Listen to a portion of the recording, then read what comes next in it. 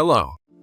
I am pleased to welcome you to the third lesson on the Mechanica Module. To begin with, we will indicate the positions of the parts of the shaft we need. In the upper left corner, in the Part List group, select the Balance command. We specify the parts that will be included in the part list. For more information, press F1.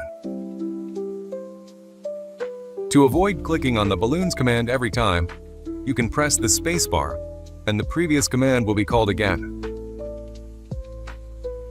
After activating the command, we select the Position Align. Let's select these callouts. Confirm the selection by pressing Enter or right-clicking and choosing the Enter option. Next, choose the Line option in the command line. If it's inconvenient to select options in the command line, you can also make the alignment mode selection through a right-click.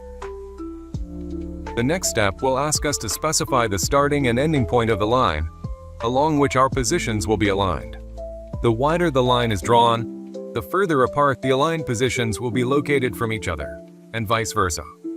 After specifying the starting and ending points of the alignment line, all selected positions will be copied along it. Thank you for your attention. When you're ready, move on to the next lesson.